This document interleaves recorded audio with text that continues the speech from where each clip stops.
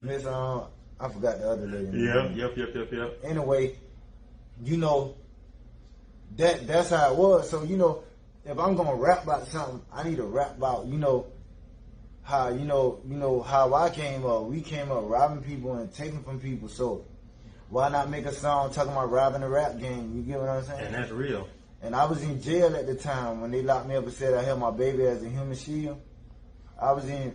Let's talk about that, because I know there's people on here that remember when that came out. Explain that story, because we all know that the papers and the reporters, they will manipulate stories however they seem fit to sell papers. Remember, guys, the newspapers in the job to sell papers. Man, they liars. They will lie on you. They're in the job to sell papers, so that's how that went. They lie on people, but they know that y'all positive, high seditiac people. Y'all gonna listen to the police. Mm-hmm. You know what I'm saying?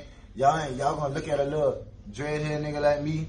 Y'all ain't gonna see no good in me. Mm-hmm. You're gonna look at me and you're gonna stereotype me. So they already know that. You know what I'm saying?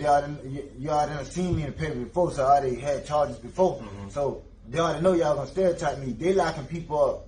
Y'all ever realize they lock us up, but they don't try to help us at all.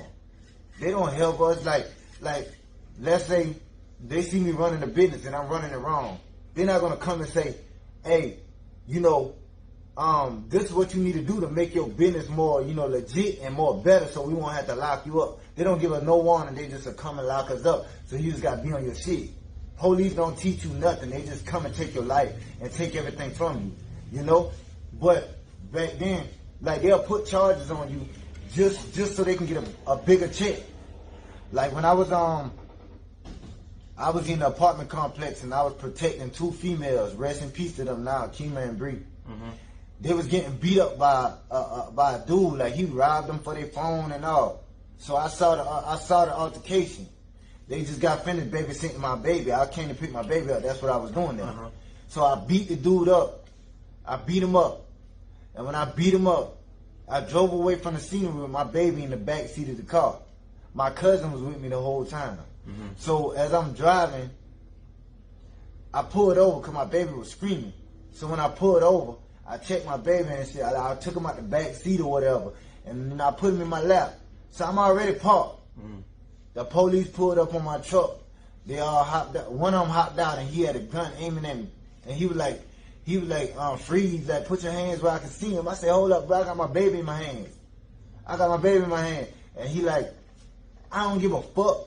If you don't get the fuck out of that car and put your hands up, I'ma shoot. I said, I started cursing him out. I said, you better not fucking shoot that. You better not shoot while I got my baby in my hand. You shoot, you gonna have to kill me. So I started threatening him and all type of shit. I was like, bitch, if you pull that trigger.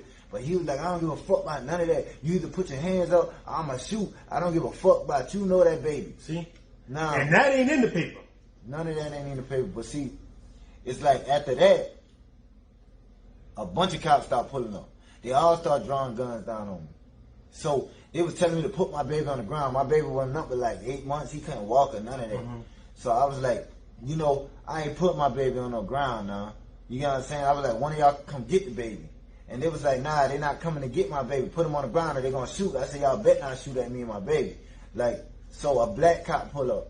When the black cop got out, I slowly walked to the black cop. I was scared. I thought they were gonna shoot me. I thought they were gonna shoot me and my baby. So I hand my baby to the black cop and he took the baby and then they roughed me up, put me out in the car. They told me they found a gun in the field. They told me if I don't own up to the gun, that they're gonna charge me with like child endangerment. They was gonna say I held my baby as a human shield. And that's what that's the exact words they use. And that's what they did. I thought they were lying. I ain't thought they was gonna do that until I saw the paper the next morning. It wasn't on the front page? Yeah, on the next morning. See, I ain't even got charged for the charge until the next day when they brought me to court. And I'm in the courtroom and they telling me what I was charged for. I was like, God damn, y'all charged me with this for real? Like, that's how it happened. I ain't scared to get shot or scared to die, but I was scared for my baby. So if I ain't scared to die, why the hell would I hold my baby as a shield? You know what I'm saying? Bro, I'm glad you cleared it up. Because you actually, for those who don't know, you actually discussed this in a song. And tell them what's the name of that song and where they can find that song at. The song called The Situation, but the only place it's on is on SoundCloud. SoundCloud under Krazy Obilla. Krazy Obilla Situation. Because I think when you did that song, because I heard the song, I said, I'm glad my dog able to tell his side of the story, because one thing I learned about people, and also people believe what they want to believe. But the way they had that thing set up in the man, and now people like confused, but the way they had it, like, oh, you just holding this baby up, but I'm glad you're here to tell your side of the story here on Marvinsportsandlife. You know what though? Story. They didn't believe I did that.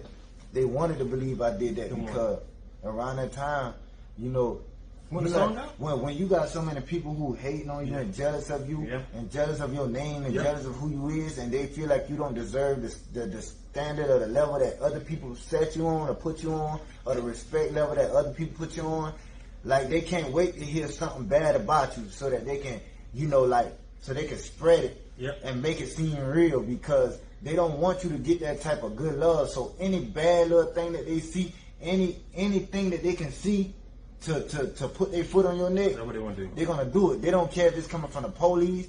They don't give a damn where it's coming from. If somebody say, you know, that nigga got slapped yesterday, they're gonna spread that news, because they rather spread bad about you than good. They will. You ain't lying about that. You ain't lying about that. So we get that. So did you beat that charge or what? I beat that charge. You know how I beat that charge? A black police officer walked in the courtroom, and me and this cop, we didn't even like each other. Mm-hmm. He walked in the courtroom and he told them, y'all might as well throw that charge away because they lying on him.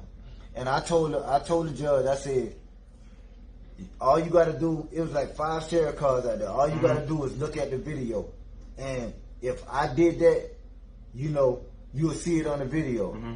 The police said that they lost the video because they knew if they would have showed the video, the judge would have heard them. The judge would have heard them say, if you don't own up to this gun, we're gonna say that we're gonna charge you with child endangerment and say you held your baby as a shield. And of course they don't want that. So I'm glad. We always talk about good cops, bad cops. Thank God, even though we might have beef with that officer, thank God that he still knows he's a black officer person, that he stood up and he just did the right thing. He did what his job description is. Thank God he did what his job description is. It's supposed to be protect and serve, not endanger and hassle. The job is to protect and serve, guys. Let's not forget that police they are state employees. And I think sometimes people get, people arguing about what's going on. No. Let's not forget. They are state employees. They're supposed to protect and serve us, not their own interests. Yeah, I forgive them though.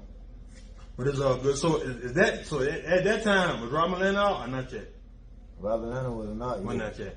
Okay, so I want to talk about that Robin Atlanta run. We discussed it a little bit earlier.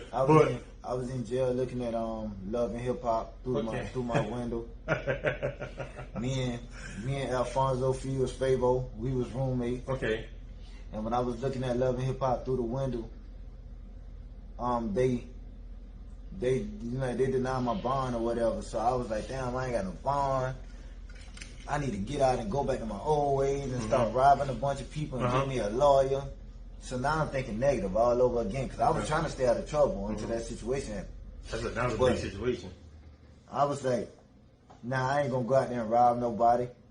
I'm gonna just make a song about robbery. You feel me? I'm gonna ride a rap game. So by me thinking like that, I'm looking at Love and Hip Hop, I see Lil Scrappy. So I was like, shit, I'm thinking about robbing Atlanta. I heard they got all the kilo. I heard they got all the phantom. Then I say, Fabo, wake up. Wake up. So Fabo got up and said, man, bitch, I'm trying to sleep. Stop making all that noise. I said, nigga, wake up, nigga. I got a song. I said, bitch, I got a song. So Fabo was like, man, let me hear it. And I said, man, I don't got the whole thing, but it be like, I'm thinking about robbing Atlanta.